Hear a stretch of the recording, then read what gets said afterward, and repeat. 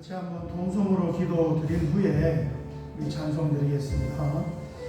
하나님, 오늘 우리 마음을 정돈하게 하시고 하나님의 빛을 비춰주어서 눅눅하고 어두운 마음들이 다 사라지게 하시고 열려진 마음으로 은혜를 사모하며 하나님께 예배드리기를 원합니다. 우리 같이 한번 기도 드리겠습니다.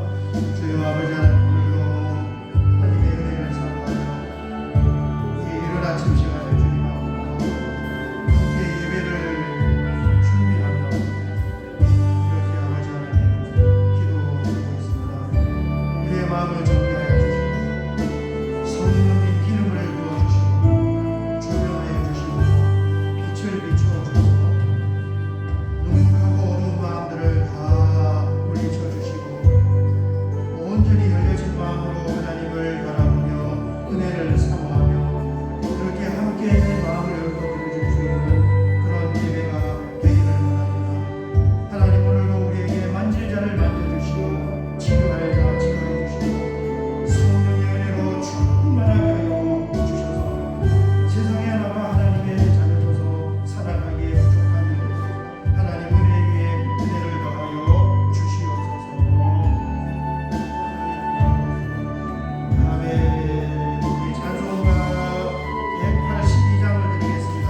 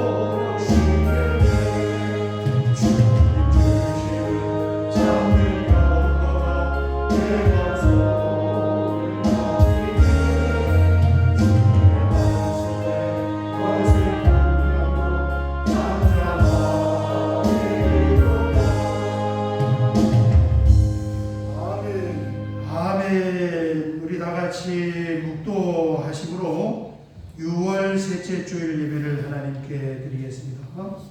여호와께 감사하라. 그는 선하시며 그 인자하심이 영원하미로다. 홀로 큰 기이한 일들을 행하시는 이에게 감사하라. 그 인자하심이 영원하미로다. 아멘. 하나님, 오늘 새로운 한 주를 시작하며 거룩한 성일의 하나님 앞에 나와 함께 예배드리는 이 놀라운 은혜에 우리는 감사와 영광을 하나님께 올릴 수밖에 없습니다. 우리에게 믿음을 선물로 주시고 하나님의 자녀로 삼아 주어서 세상의 사람들이 알지 못하는 그 귀한 일들을 행하시는 놀라운 하나님을 믿을 수 있고 아바 아버지로 부를 수 있어서 얼마나 다행스럽고 감사한지 모릅니다. 지난 한 주간 동안 세상에서 있었던 다양한 일들은 오늘 다 하나님의 은혜 밑에서 아버지 하나님 내려놓기를 원하고 온전히 마음의 문을 활짝 열고 하나님을 바라보며 찬양과 경배할 수 있는 참으로 아름답고 복된 예배의 시간으로 삼아 주시옵소서. 예수님의 이름으로 기도하옵나이다. 아멘. 아멘. 사도신경으로 신앙 고백 드리겠습니다. 전능하사 천지를 만드신 하나님 아버지를 내가 믿사오며 그 외아들 우리 주 예수 그리스도를 믿사오니 이는 성령으로 잉태하사 동정명만에 일어나시고 본디오 빌라도에게 고난을 받으사 십자가에 못 박혀 죽으시고 장사한 지 사흘 만에 죽은 자 가운데서 다시 살아나시며 하늘에 오르사 전능하신 하나님 우편에 앉아 계시다가 저리로서 산자와 죽은 자를 심판하러 오시리라. 성령을 믿사오며 거룩한 공예와 성도가 서로 교통하는 것과 죄를 사하여 주시는 것과 몸이 다시 사는 것과 영원히 사는 것을 믿사옵나이다. 아멘. 찬송가 197장입니다. 찬송가 197장을 우리가 드린 후에 우리를 대표하여 박일석 장로님께서 기도하시겠습니다. 찬송가 197장입니다.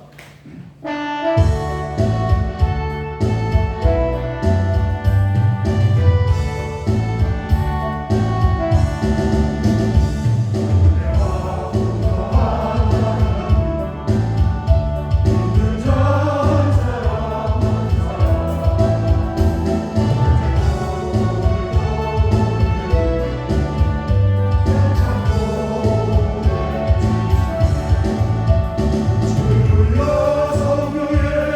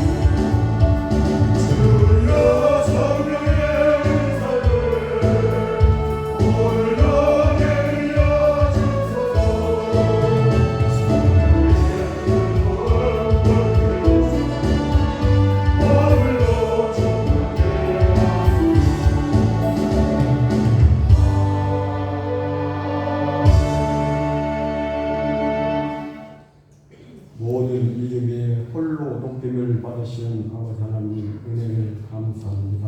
아멘. 오늘 거룩한 줄 허락하시고 저희들 이 시간 또 이 자리에 불러주신 또한 감사를 드립니다. 아멘. 이 시간도 찬양과 예배를 드리오니 홀로 영광 받으시옵소서. 아멘. 지난 한 주간도 주 안에 거하게 하심으로 평강을 얻게 하시고 또한 늘 부족한 것 같지만 때에 맞춰 채워주시는 주님께 감사와 영광을 올립니다. 아멘. 영생하도록 있는 영식을 위해 일하지 못했던 저희들을 불쌍히 여기시고 오늘 주님 앞에 아뢰는 허물이 다윗의 고백처럼 진정한 것이 되어서 주님의 금을로써 용서해 주시고 다하지 못한 사명을 감당할 수 있게 하시어 하루하루를 예배자로 살도록 인도하여 주시옵소서. 아멘. 아버지 하나님 이 시간 주님의 뜻을 듣고 행하옵시고 성령 충만하게 하사 복음 전파에 사명 감당하게 하옵소서. 아멘. 예수 그리스도 안에서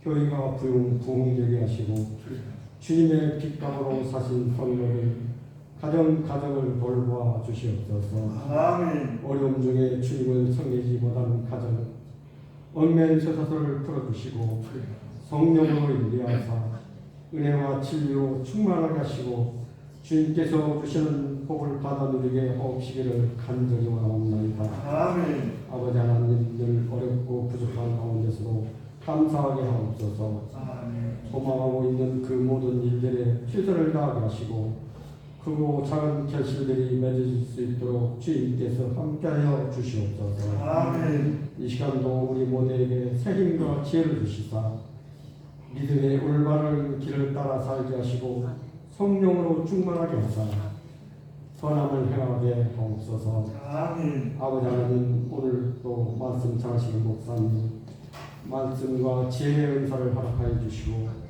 이 시대를 살아가는 담대하게 진리를 전파하고 인도하는 참된 목자가 되게 하시며 말씀을 받는 저희들은 가슴 깊이 새기게 하시고 봉사하며 실천으로 행할 수 있도록 은혜를 내려 주시옵소서. 아멘. 예배의 시종을 아버지께서 함께 하실 것을 믿사오며 우리를 구원하신 주 예수님 이름으로 기도하옵나이다. 아멘. 아멘. 아멘. 오늘 함께 은혜 나눌 하나님 말씀은 사도행전 1장 8절 한 절만 읽겠습니다. 사도행전 1장 8절 같이 한번 봉독하겠습니다. 오직 성령이 너희에게 임하시면 너희가 권능을 받고 예루살렘과 온 유대와 사마리아와 땅까지 이르러 내 증인이 되리라 하시니라. 아멘. 지난 주간에는 전라남도 목포시에 있는 곳에 세미나를 제가 다녀왔습니다. 그동안 운전을 길게 안 하고 길게 여기서 속초 가는데 한 2시간 정도 걸리는데 한 5시간 정도 이렇게 운전을 하니까 가도 막 끝이 없는 것처럼 가다가 한 30분 정도 졸음쉼터에서 또 자고 그리고 갔습니다.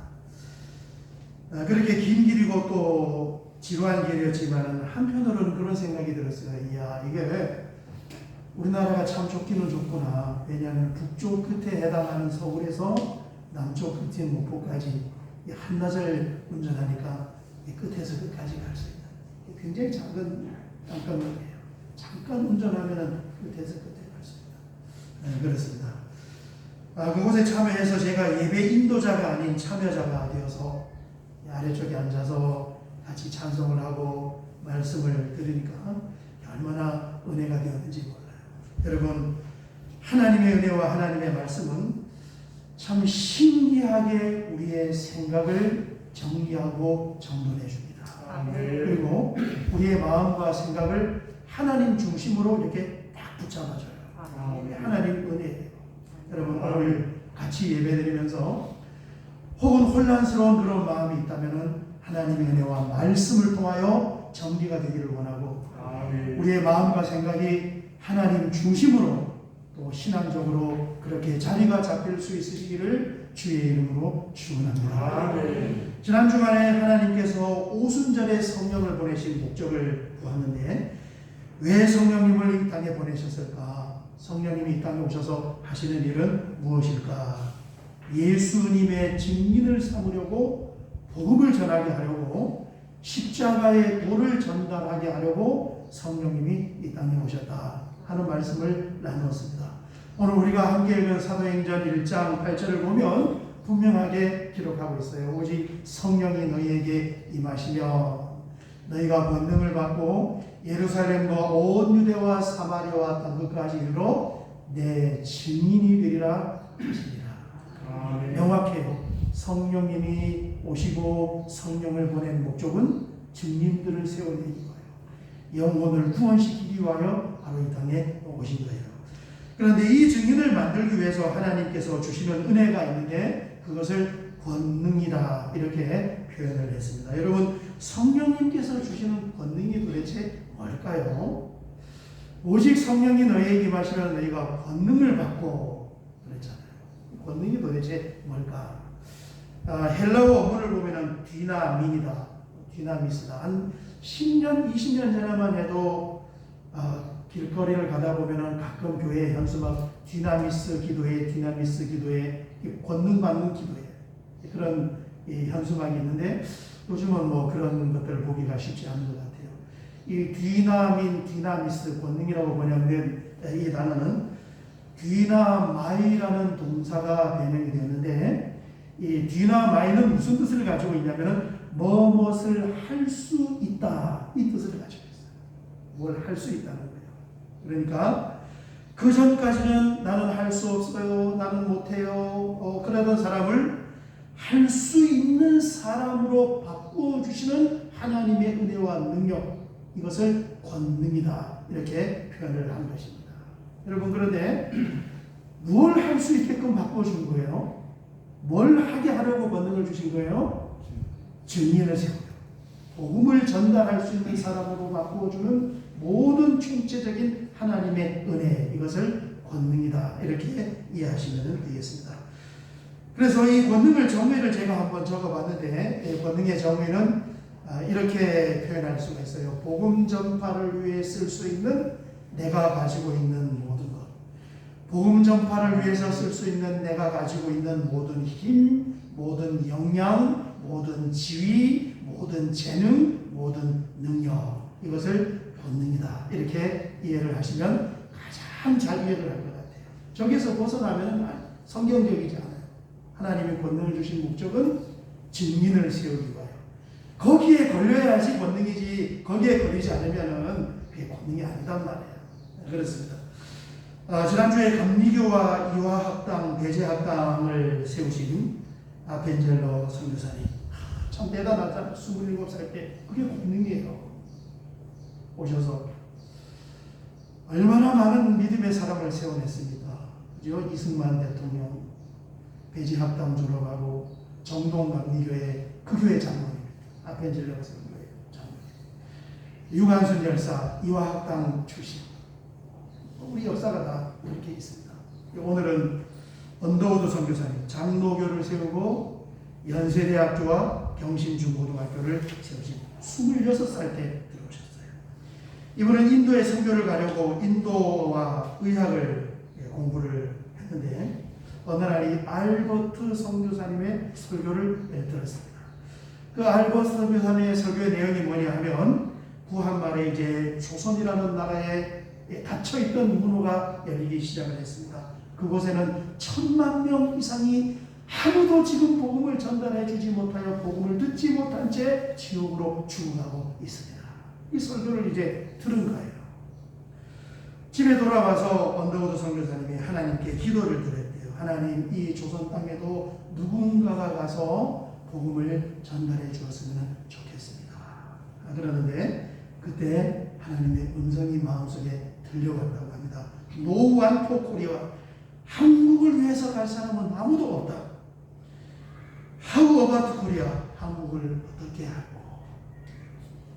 그 음성을, 그 하나님의 음성을 마음으로 듣고 하나님께서 나를 코리아 조선 땅으로 가기를 원하시는구나. 거기에 대해서 확신을 하신 거예요.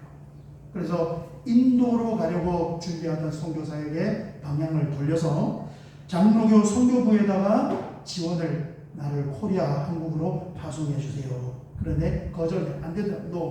왜냐하면은 이 한국 조선 땅은 아직까지는 선교사가 들어가서 복음을 전하기에는 너무너무 위험한 곳이다. 왜냐하면 1784년도에 우리나라의 천주교가 전해지면서 그때까지 여러분 참이게요. 이 하나님, 천주교가 뭐 우리 개신교하고는 다르잖아요. 이 하나님과 어쨌든 이 하나님과 성경책이 들어오기까지 천주교가 들어오면서 몇 명 정도가 순교했냐면은 약 2만 명 정도가 엄청난 이야기 아닙니까? 우리나라에 개신교 들어오기 전에 천주교가 들어오면서 한 2만 명 정도가 순교했어요. 그런 지금 배경에서 미국 선교부에서 원더우드를 허락을 안 해주는 거예요. 다시 시간이 지나서 두 번째 신청을 했는데 그때도 거절을 당했습니다. 그리고 세 번째는 하나님을 위하여 복음을 위하여 핍박을 받고 생명을 잃는 것조차도 하나님의 은혜가 아니겠습니까? 세 번째 가서 선교부를 설득을 해서 이제 허락을 받았습니다. 이렇게 허락을 한국에 파송하는 것을 허락을 받고 그 당시에 약혼에 있던 여자가 있었는데 그 여자와 대화를 한 거예요. 제가 대화 내용을 캡처해 가져왔습니다. 이 여자 약혼녀가 물어봐요. 그곳에서는 무엇을 먹고 살고 있나요? 모르겠습니다. 그곳에 병원은 있나요? 모르겠습니다. 그럼 당신은 조선에 대해서 아는 게 뭔가요? 내가 아는 것은 오로지 그곳에 주님을 모르는 천만의 민중이 살고 있다는 것 뿐입니다. 대답할 말이 이거밖에 없는 거예요. 그리고 파혼을 당했습니다. 여자친구의 약혼녀에게 파혼을 당하고 파혼된 채로 이제 우리나라에 입국을 하게 되었는데 이 초기에는 통제 때문에 복음을 전할 수가 없었어요. 그래서 제중문이라는 병원에서 병원일을 도왔습니다. 이 병원이 나중에 세브란스가 되는 거예요. 그리고 고아들을 모아서 6명을 모아서 구세합당이라는 이름으로 이 상해 임시정부의 부주석을 지냈던 김규식 박사, 우사 김규식 박사, 그 고아원, 초창기 고아원 6명 출신. 고아들을 모아서 고아원을 시작을 하고 이 고아원이 나중에 자라서 경신학교가 되었습니다. 여러분 경신학교를 졸업한 유명한 분들이 많아요. 부산 안창호 선생님이 경신학교를 졸업을 했어요. 우사 김규식도 졸업을 했고 굉장히 유명한 축구선수도 경신고등학교 졸업한 축구선수 있어요. 여러분 누구세요? 저거 정말 잘하시네. 차범근 선수. 그 경신학교에 대학부가 있었는데 경신학교 대학부가 나중에 이름을 연희전문학교로 바꾸고 이 연희전문학교가 지금의 연세대학이 됩니다. 26살 청년 언더우드 선교사의 그 믿음, 그 순종, 헌신이 성령님께서 주신 권능이 아니겠냐는 거예요. 26살이면 나는 아무것도 할 수 없습니다. 나는 아직 철도 안 들었습니다. 라고 말할 수 있겠지만은 나는 할 수가 있습니다. 그 복음을 전하기 위하여 사랑하는 약혼녀와 파혼까지 하면서 갈 수 있는 그 힘과 능력이 어디서 왔느냐? 하나님께서 주시는 은혜이고 복음을 전달하는 권능의 한 종류인 줄 믿습니다. 이 권능이에요. 그동안 우리는 이 권능을 어떻게 이해했냐면 너무 성령의 은사의 관점으로 이해를 했습니다. 방언하고 예언하고 통변하고 병 고치고 귀신 쫓고 이런 것을 권능으로 이해를 했단 말이에요. 왜냐하면 왜 이 권능을 은사의 개념으로 치우쳐서 봤을까? 오늘 성경을 보면 그럴 수도 있겠어요. 사도행전 2장 3절과 4절에 보면은 오순절에 성령님이 강림하는 그 현장을 보여주는데 이렇게 기록하고 있습니다. 마치 불의 혀처럼 갈라지는 것들이 그들에게 보여 각 사람 위에 하나씩 임하여 있더니 그들이 다 성령의 충만함을 받고 성령이 말하게 하심을 따라 다른 언어들로 말하기를 시작하니라. 이 오순절에 처음으로 성령이 임하는 그 현장에 이 무엇이 나타나냐면 방언이라는 은사가 나타나는 거예요. 그래서 많은 사람들이 이해하기를 성령님이 주시는 은혜와 성령님의 권능은 이런 다양한 은사를 통하여서 드러나는 것이구나. 그게 틀린 말은 아닙니다. 그러나 우리가 반드시 짚고 넘어가야 할 말씀 내용이 있는데 그것이 뭐냐면 권능을 주신 목적이 뭐냐는 거예요. 여러분 권능을 하나님이 왜 주신다고 그랬어요? 뭐 하려고? 복음을 전하게 하려고. 증인으로 세우려고.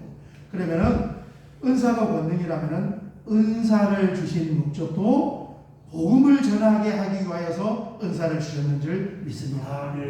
오순절날 이 방언은 어떤 결과를 가져오게 되었는가?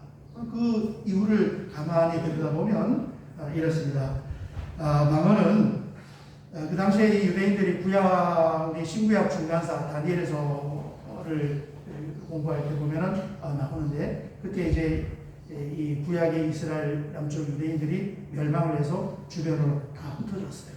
이게 디아스포라라는 거예요. 그런데 이 흩어져 있는 이제 후손들입니다. 우리로 말하면은 재미교포 후손들, 제1교포 후손들, 제독교포 후손들, 제러시아 교포 후손들. 이제 한글 안 한단 말이에요. 그 사람들은 그냥 영어하고 일본어하고 독일어하고 러시아 하면서 그냥 살고 있는 거예요. 그렇게 흩어졌던 이 유대인들이 이제 오순절을 맞이하여 예루살렘 성전 주위로 다 이렇게 몰려든 거예요.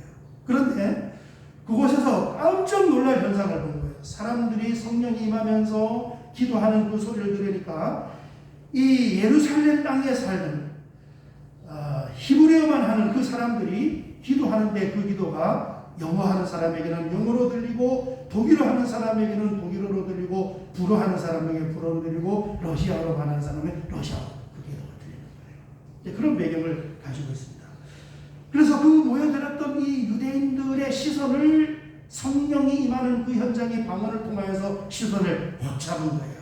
자, 2장 8절 이하를 보면은 이렇게 기록하고 있습니다. 우리 각 사람이 난곳 방언으로 듣게 되는 것이 어찌 되느냐. 또 어떤 이들은 조용하여 이르되 그들이 세술에 취하였다 하더라.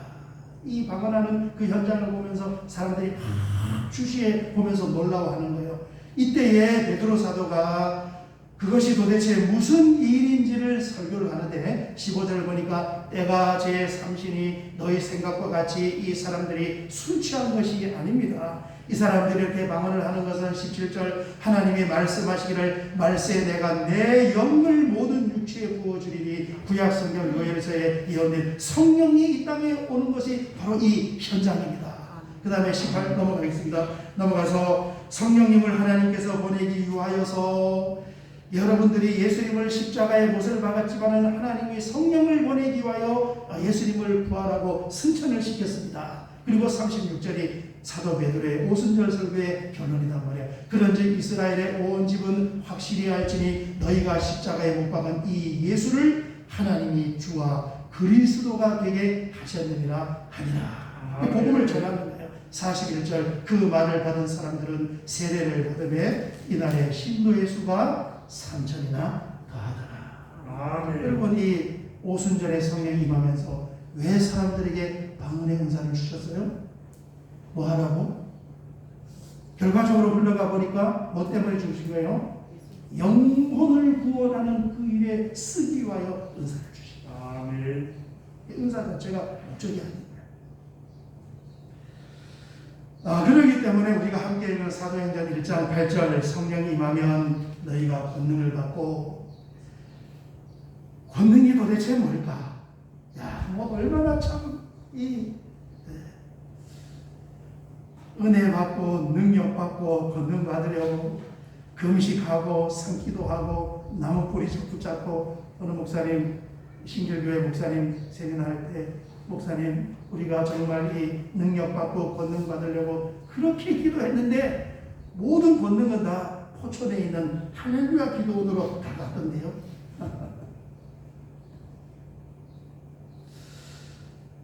그렇게 그렇게 우리가 금식하며 기도하면서 사모했던 이 권능이 도대체 뭐냐는 거예요. 무엇을 위한 권능을 그렇게 사모했냐는 거예요. 다시 한번 권능의 정의를 보도록 하겠습니다. 권능의 정의는 복음 전파를 위해 쓸 수 있는 내가 가지고 있는 모든 것입니다. 아멘. 이게 힘이든 재능이든 역량이든 능력이든 하나님이 거기에다 기름을 부어줘서 그것을 통하여 복음이 전달하게 되면 그것 자체가 권능인 거예요. 여러분, 언더우드 선교사님이 신유 은사를 행한 사람이 아니에요. 그분이 신유 은사를 가지고 우리나라에 들어와서 병을 치료하면 몇 사람 정도 병을 치료하고 가셨을까? 그런데 신유 은사가 아니었어요. 26살입니다. 굉장히 젊어요. 권능이 있었을까요? 없었을까요? 오셔서 세브란스라는 병원을 세워놨어요. 지금까지도 그 병원을 통하여 영혼이 구원받고 있고 그 병원을 통하여서 치료를 하고 있는 거죠. 지식이 있는 사람의 그 지식에 성령님이 기름을 부어서 예수님을 전하는 데 지식을 사용하면은 그것이 바로 권능이다. 아멘. 건강한 사람에게 기름을 부어서 내가 가지고 있는 건강이 그리스도의 십자가의 복음을 전달되는 그곳에 사용하면 그게 바로 권능인 거예요. 약한 사람 마찬가지입니다. 그 약한 부분에 하나님께서 기름을 부어서 약함을 통하여서 복음을 전달하게 되면 그것이 바로 권능이에요. 약한 것도 약한 것이 능력입니다. 어느 목사님이 그런 말씀을 하죠. 차를 구입을 하려고 차를 파는 영업사원을 한 사람을 소개시켜줬는데 그 영업사원이 와서 이제 이 차에 대해서 소개를 하는데 말을 더듬더듬 하는 분이에요. 말을 더듬으면서 차 파는 영업을 하는 거예요. 듣고 있으니까 막 답답해서 그냥 속이 터지고 그래서 듣고 아니 이거는 이렇게 해서 얼마에 이렇게 살 수 있다는 그 얘기 아니냐고 그러니까 말을 거리면서 맞다고 그래서 그분이 차를 안 사줄 수가 없어요. 왜냐하면 내가 안 사주면 이 사람은 어디 가서 차를 팔 수 있을까? 이렇게 더듬더듬 설명하면서 그래서 차를 사줬는데 나중에 보니까 그분이 그 대리점의 차 판매왕이 똑똑하고 말 잘하는 것만이 능력이 아닙니다. 여러분, 사람들은 똑똑하고 말 잘하는 거 별로 안 좋아해요. 부족하고 어눌해 보여도 거기에 성령의 기름이 부어지고 그것을 하나님께서 쓰시면 그게 바로 능력이 될 수가 있는 거예요. 내가 가지고 있는 모든 것입니다. 그것에 하나님의 은혜를 주시고 성령님께서 그것을 사용할 때 권능이 되고 복음을 전달하는 통로가 될 수 있는 거예요. 모든 거예요. 이게 내가 가지고 있는 힘이든지 재능이든지 기술이든지 뭐 타고난 어떤 신체적인 조건이든지 뭐 물질이든지 뭐 은사도 마찬가지고 내가 가지고 이걸 하나님께 쓸 때 제중원에 와서 의로 사역하던 선교사 에비슨 선교사가 미국으로 귀국을 했습니다. 또 미국 가서 또 교회에서 간증을 한 거예요. 조선 땅의 제중원에서 의로 사역을 했는데 거기는 현대식 병원이 하나도 없습니다. 거기에 영혼을 구원하려면 병원을 세워서 병을 치료하면서 영혼을 구원하면 훨씬 효율적입니다. 그곳에 병원을 세우면 얼마나 효과적인지 모릅니다. 그렇게 간증을 하고 설교를 하는 거예요. 그런데 그 설교를 듣던 한 사업가가 그 병원에 세우는 일을 제가 감당을 한번 해보겠습니다. 그래서 25,000불, 지금 돈으로 2,500만, 25,000불을 후원을 해서 그 25,000불을 가지고 남대문 밖에 있는 과수원 땅을 사서 거기에다 병원을 세운 거예요. 그게 세브란스 병원입니다. 그리고 그 사업가 이름이 세브란스예요.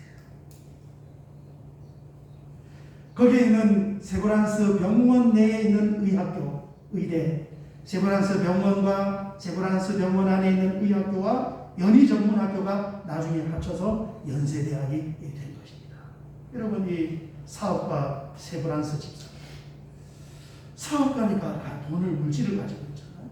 그런데 그 물질이 하나님께 드려질 때에 영혼을 구원하고 복음이 전달되는 권능으로 쓰임을 받은 거예요. 아멘.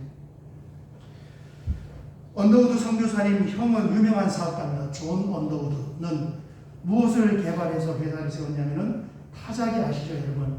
요즘은 뭐 다 컴퓨터로 타이핑을 하지만 옛날에는 다닥다닥다닥다닥 치는 타자기가 있는데 이 현대식 타자기를 가장 먼저 개발한 사람이 언더우드 형 존 언더우드. 그래서 이 타자기 메이커가 언더우드 타자기예요.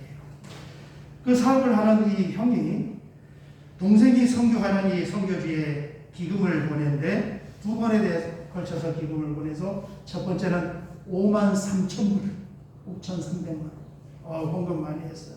그 옛날에 어마어마한 분량이죠.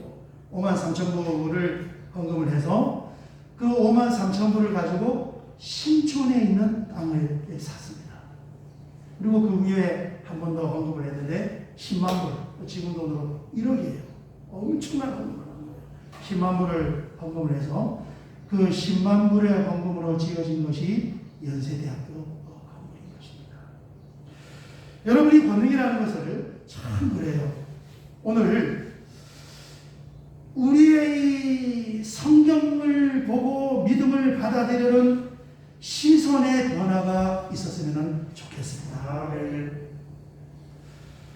그동안 참 정말 많은 목사님들이 또 저도 마찬가지로 성령을 통하여 능력을 받고 변사를 받고 권능을 받게 하여 참 금식하면서 기도하고 부르짖고 입에서 목에 터져 피가 나올 정도로 그렇게 기도를 했는데 그게 무엇을 위한 능력이고 무엇을 위한 은사이고 무엇을 위한 권능이냐.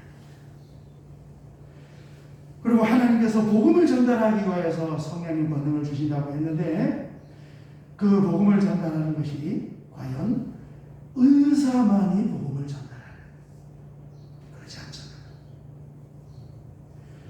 내가 가진 모든 나의 삶에 나의 전 존재에 있어서 그것에 하나님께서 은혜를 주시고 성령님이 기름을 부어주어서 심지어는 나의 못나고 나의 약한 부분조차도 하나님께 드려 그것을 통하여 영혼을 구원하고 복음을 전달하고 증인이 되고 십자가의 복음이 전달된다면 그것이 어떤 종교이든지 하나님께서 주시는 은혜이고 능력이고 권능인 줄 믿습니다.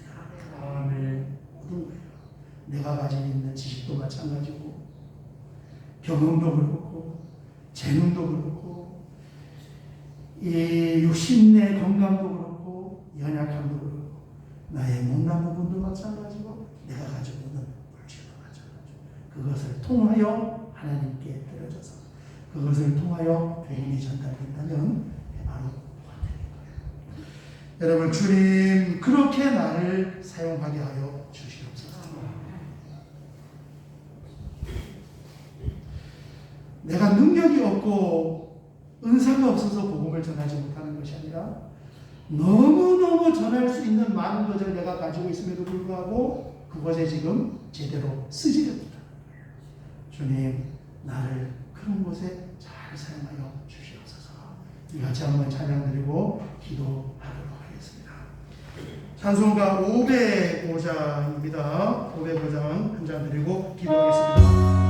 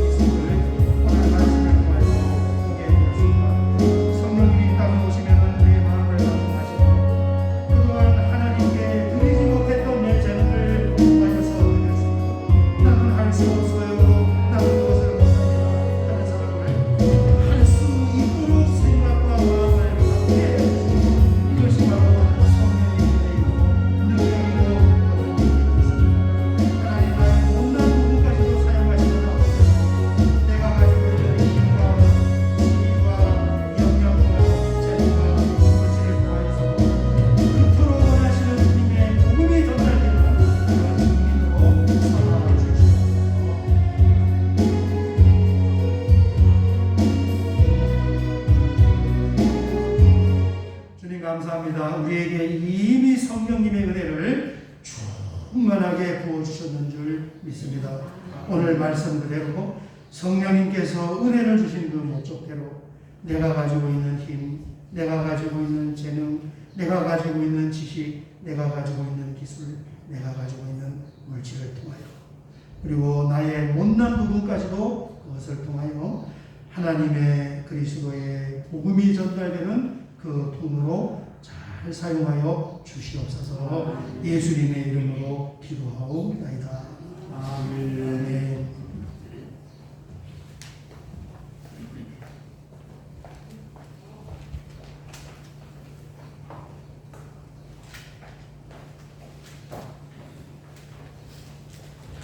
우리 사역의 말씀을 같이 나누겠습니다.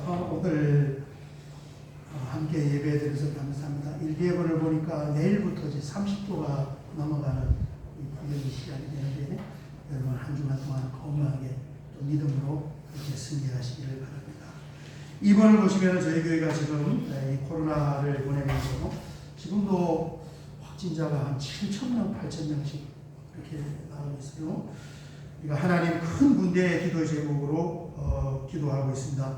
창립 40주년 기념 성교사 파송을 위하여 기도하는데 먼저는 우리 교회가 성령님의 충만한 은혜가 넘치기를 기도하고 또 가정의 복음화를 위해서 기도하고 지역의 복음화를 위해서 기도하고 성교사를 파송할 수 있도록 그렇게 기도해 주시기 바랍니다.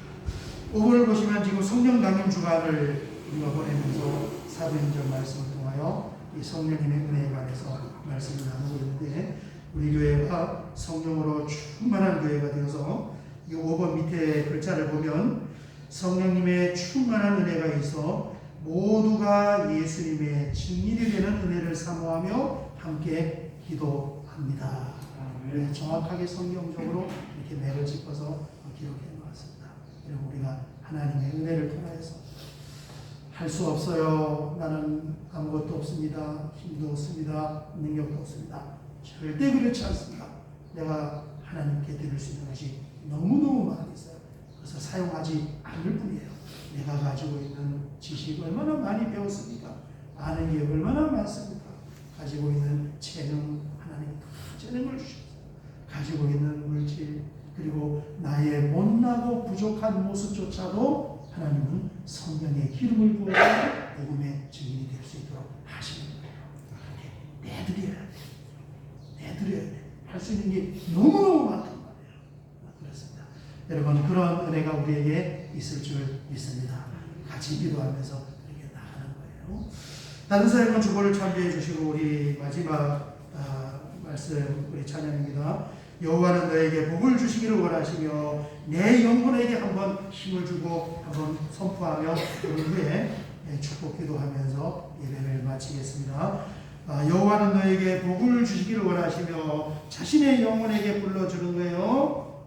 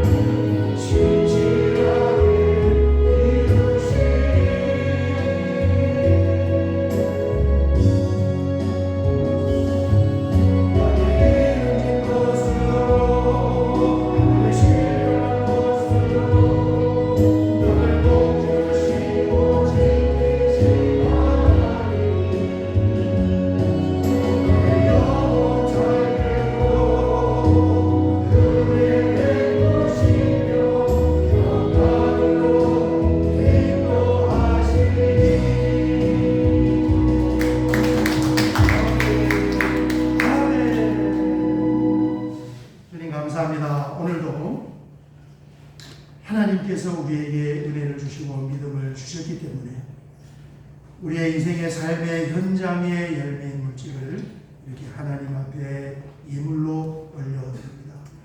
내가 드린 이 예물이 하나님 그리스도의 복음이 전달되는 곳에 쓰임받음으로 인하여 나는 하나님의 은혜를 입은 권능의 사람으로 쓰임을 받는 줄 믿습니다. 영혼을 사랑하며 믿음으로 구별하여 드린 손길들이 있사오니 주님께서 받아주시고 말씀에 약속하신 대로 흔들어 차고 넘치도록 복의 복을 더하여 주시옵소서. 지금은 우리 주님 예수 그리스도의 은혜와 하나님 우리 아버지의 무한하신 사랑하심과 성령 하나님의 감화 감동 내주 교통으로 충만하심의 역사하시니 오늘 주님 앞에 나와 함께 예배드리며 하나님의 말씀을 통하여 이미 우리는 충분히 하나님의 은혜를 입었고 내가 가진 다양한 것을 통하여 하나님의 복음을 증거하는 그 일에 사용을 하면 그것이 바로 능력이고 권능이라는 것을 믿으며 이번 한 주간 동안에도 삶에 머무르는 현장에서 영혼의 구원을 위하여 부단히 기도하며 입술을 열어 복음을 증거하기를 원하는 사랑하는 주의 자녀들 머리와 이들이 머무르는 삶의 현장과 경영하는 사업장과 가정의 앞날과 자녀들의 미래와 우리 하늘특교의 성도님들이 머무르는 모든 삶의 현장 위에 이제로부터 영원토록 함께 있을지어다. 아멘.